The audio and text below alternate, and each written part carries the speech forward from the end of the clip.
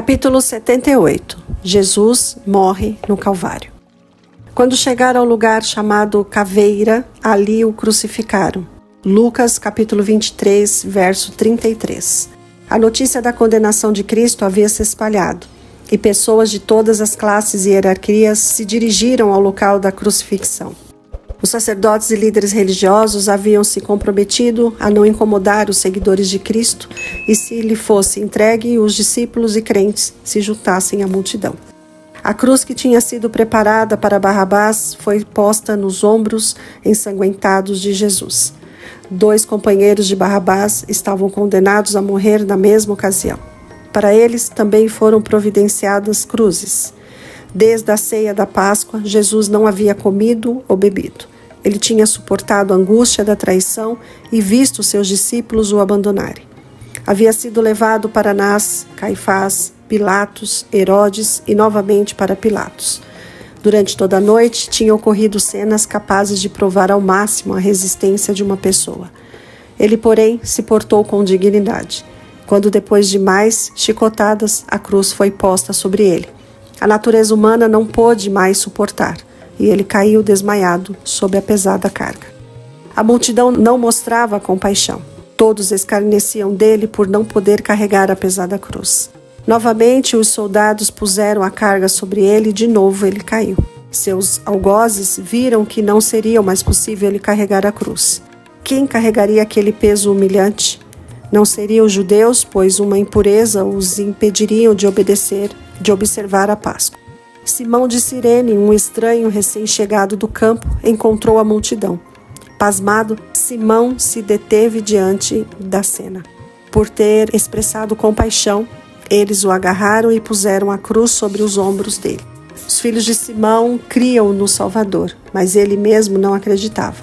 Para ele, carregar a cruz até o Calvário foi uma bênção. Posteriormente, por escolha própria, ele passou a levar a cruz de Cristo, suportando alegremente seu peso. Muitas mulheres estavam na multidão que seguia o inocente até o local de sua morte cruel.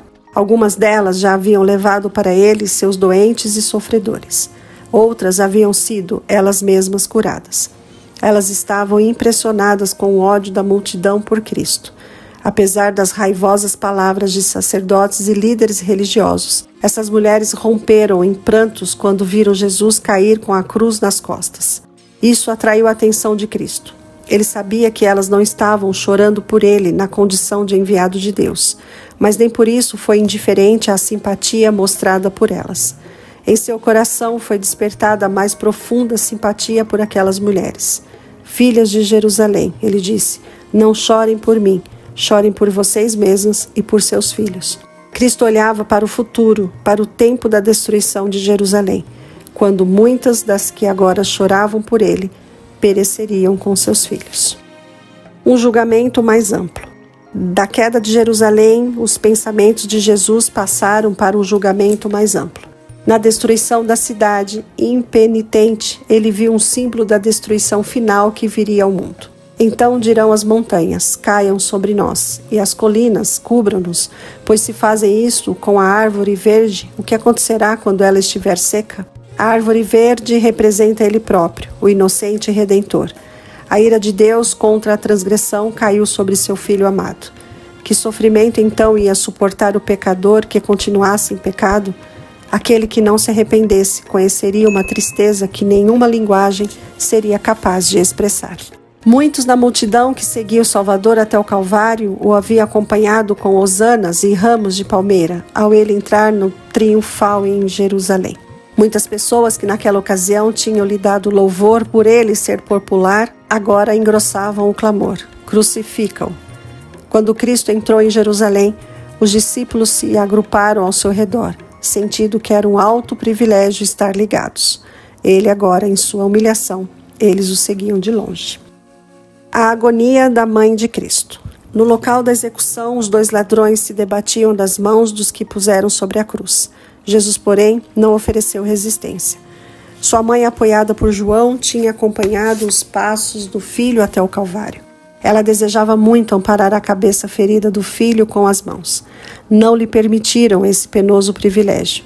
ela ainda alimentava a esperança de que Jesus se livrasse de seus inimigos. Mais uma vez, o coração dela sucumbiu ao se lembrar de como ele havia predito as mesmas cenas que agora estavam ocorrendo.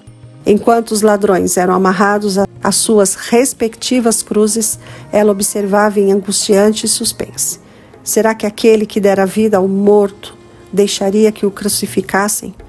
Deveria ela renunciar à sua fé de que ele era o Messias? Ela viu as mãos dele serem estendidas sobre a cruz. Os soldados trouxeram o martelo e os pregos, e enquanto esses penetravam a carne tenra, os discípulos afastaram o corpo desfalecido da mãe de Jesus daquela cena cruel. O Salvador não se queixava, mas as grossas gotas de suor brotavam de sua fronte. Não houve nenhuma mão piedosa para enxugar o orvalho de sua morte de seu rosto. Nenhuma palavra de simpatia e lealdade para animar seu humano coração. Enquanto os soldados faziam sua terrível obra, Jesus orava. Pai, perdoa-lhes, pois não sabem o que estão fazendo. Sua mente se afastou de seu sofrimento para pensar na terrível retribuição que viria sobre eles. Ele não amaldiçoou nenhum dos soldados que o tratavam com tanta aspereza. Não invocou nenhuma vingança sobre os sacerdotes e líderes religiosos. Somente murmurou uma súplica pelo perdão deles. Eles não sabem o que estão fazendo. A ignorância deles não removeu sua culpa, pois tiveram o privilégio de conhecer e aceitar Jesus como seu Salvador. Alguns ainda reconheceriam seu pecado, se arrependeriam e se converteriam. Outros, por se recusarem a se arrepender, tornariam impossível que a oração de Cristo fosse respondida em seu favor. Mesmo assim, se cumpriu o propósito de Deus. Jesus estava adquirindo o direito de se tornar nosso advogado na presença do Pai. A oração de Cristo por seus inimigos abrangia cada pecador desde o começo do mundo até o fim dos tempos. A culpa de crucificar o Filho de Deus recai sobre todos nós. A todos Jesus oferece livremente o perdão. Logo depois de Jesus ser pregado na cruz, fortes homens a levantaram e a depositaram com violência no lugar preparado para ela. Isso causou intensa agonia. Pilatos então preparou uma inscrição em hebraico, grego e latim e a colocou acima da cabeça de Jesus. Ela dizia: Jesus Nazareno, Rei dos Judeus. Isso deixou os judeus irritados. Eles haviam gritado: não temos rei senão César. Tinham declarado que qualquer que reconhecesse outro rei era um traidor. Pilatos escreveu o que eles haviam expressado. Nenhum delito era mencionado, exceto que Jesus era rei dos judeus, um reconhecimento virtual da fidelidade dos judeus ao poder romano. A inscrição era uma declaração de que qualquer um se declarasse rei de Israel seria por eles julgados como digno de morte. A fim de destruir a Cristo, os sacerdotes estavam prontos a sacrificar até a própria existência nacional. Os sacerdotes pediram a Pilatos que mudasse a inscrição. Não escrevas o rei dos judeus, mas que esse homem se dizia rei dos judeus. Pilatos, porém, respondeu friamente: o que escrevi, escrevi. João, capítulo 19, versos 21 e 22. Na providência divina, aquela inscrição despertaria o interesse pelo estudo das Escrituras. Pessoas de todas as nações estavam em Jerusalém naquela ocasião, e a inscrição declarando Jesus como Messias chamaria a atenção delas. Deus havia guiado as mãos que a escreveram. Os sofrimentos de Cristo na cruz cumpriram a profecia. Um bando de homens maus me cercou. Perfuraram minhas mãos e os meus pés. Dividiram as minhas roupas entre si e tiraram sortes pelas minhas vestes. Salmos 22, versos 16 e 18. Suas vestes foram dadas para os soldados. Como a túnica era tecida sem nenhuma costura, eles disseram: não a rasguemos, vamos decidir por sorteio quem ficará com elas. João capítulo 19, verso 24. Em outra profecia, o Salvador declarou: a zombaria partiu meu coração, estou em desespero. Supliquei por socorro, nada recebi. Por consoladores e a ninguém encontrei. Puseram-me fel na minha comida, e para matar-me a sede, deram-me vinagre. Salmos 69, versos 20 e 21. Aos que sofriam a morte de cruz, era permitido que lhes dessem uma droga entorpecente a fim de amortecer a dor.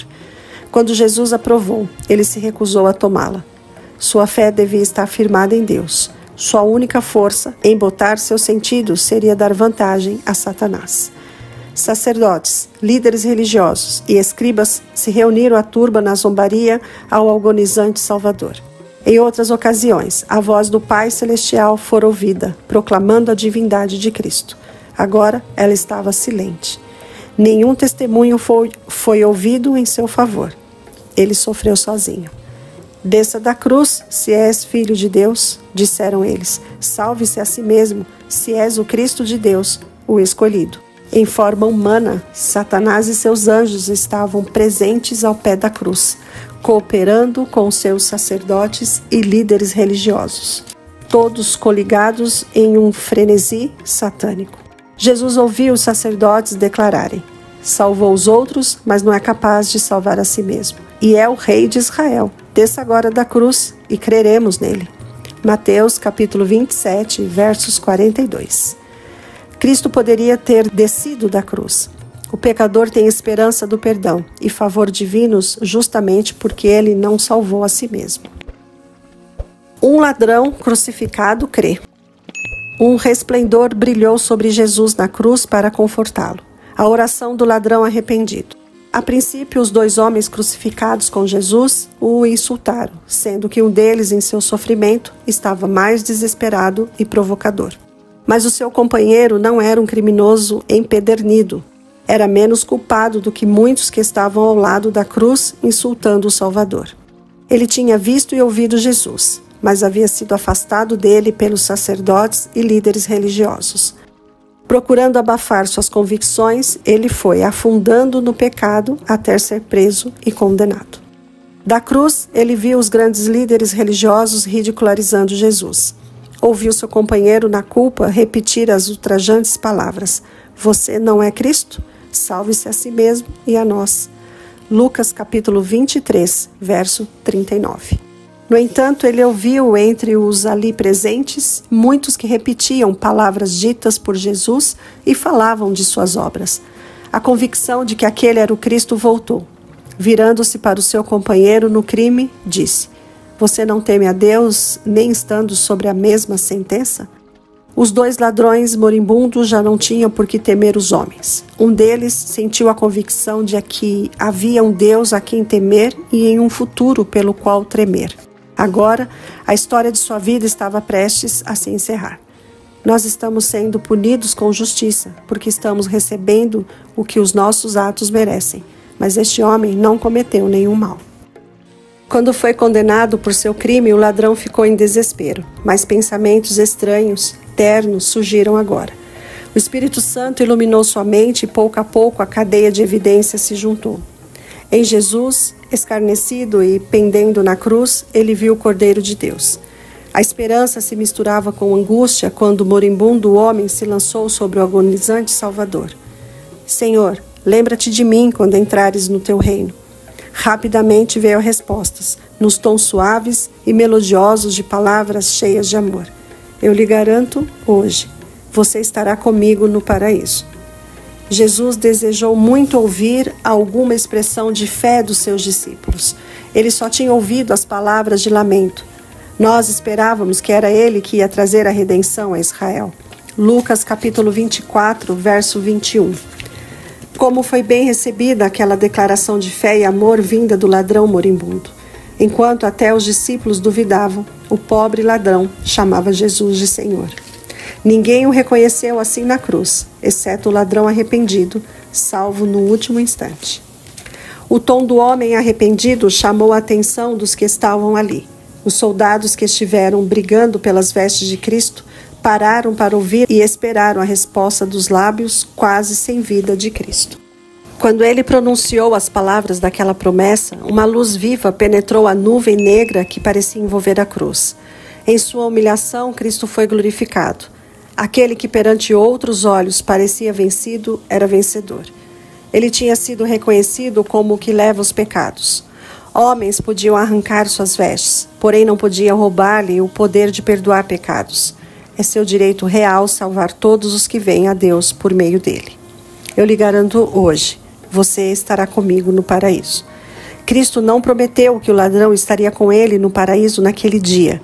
Ele próprio não foi para o paraíso naquele dia. Ele dormiu na tumba e na manhã da ressurreição disse: ainda não voltei para o Pai. João, capítulo 20, verso 17. Mas Jesus deu a promessa no dia da aparente derrota. Hoje, enquanto morria na cruz como um criminoso, Cristo dava certeza ao pecador: você estará comigo no paraíso. O posicionamento de Cristo no meio entre os dois ladrões foi feito por orientação dos sacerdotes e líderes religiosos, a fim de indicar que ele era o maior dos três criminosos. Ao Jesus ser colocado no meio, também a sua cruz ficou no centro de um mundo a perecer em pecado. As palavras de perdão que ele pronunciou para o ladrão arrependido acendeu uma luz que brilhará até os confins da terra. Em sua humilhação, Jesus, como profeta, havia se dirigido às filhas de Jerusalém. Como sacerdote e advogado, havia rogado ao Pai que perdoasse aos seus assassinos. Como Salvador, havia perdoado os pecados do ladrão arrependido. Aos pés da cruz estava sua mãe, amparada por João. Ela não pôde suportar ficar longe de seu filho, e João, sabendo que o fim estava próximo, a trouxera de novo para perto da cruz. Olhando para aquele rosto contorcido de dor, Jesus disse: aí está o seu filho. Depois disse para João: aí está a sua mãe. João, capítulo 19, versos 26 a 27. João entendeu e aceitou a responsabilidade. Daquela hora em diante, ele cuidou de Maria com todo o carinho. O Salvador não tinha dinheiro para sustentar sua mãe, mas provia o que ela mais precisava: a terna simpatia de alguém que a amava porque ela amava Jesus. João recebeu uma grande bênção. Ela foi para ele uma constante lembrança do Mestre que ele tanto amava. Por quase 30 anos, Jesus havia ajudado nas responsabilidades domésticas. Agora, até em sua última agonia, ele se lembrou de tomar providências em favor de sua mãe, viúva e aflita. Os que seguem a Cristo respeitarão seus pais e providenciarão o que for necessário a eles. O pai e a mãe nunca deixarão de receber intencional cuidado e carinho do coração que abriga o amor de Cristo. O Senhor da Glória estava morrendo. Tudo o que ele podia ver era uma sombra opressora. Não foi o medo da morte nem as dores da cruz que causaram a agonia de Cristo. Seu sofrimento veio do senso da malignidade do pecado. Cristo viu quão poucos estariam dispostos a se livrar daquele poder. Sem a ajuda de Deus, a humanidade devia perecer, e ele via multidões a perecer, mesmo estando dentro do alcance da sua ajuda. O terrível peso que Cristo suportou. A iniquidade de nós todos foi posta sobre Cristo, nosso substituto e nossa segurança. A culpa de cada descendente de Abraão oprimia seu coração. Por toda a sua vida, Cristo proclamou as boas notícias do amor perdoador do Pai. Mas agora, com um terrível peso da culpa sobre ele, não pôde ver o rosto perdoador do Pai. Isso feriu seu coração com uma grande tristeza que nenhum ser humano jamais poderia entender plenamente. Tão grande foi essa agonia que ele mal sentia a dor física. Satanás torturou o coração de Jesus com as mais ferozes tentações. A esperança não lhe dava sinais de que sairia da sepultura como vencedor. Muito menos lhe disse que o Pai aceitava seu sacrifício. Cristo sentiu a angústia que o pecador sentirá quando a misericórdia não intercederá mais em seu favor da raça culpada. Foi o senso do pecado que atraiu a ira do Pai sobre ele, nosso substituto, que quebrantou o coração do Filho de Deus. Os anjos esconderam o rosto daquela vista terrível. O sol se recusou a olhar para a pavorosa cena.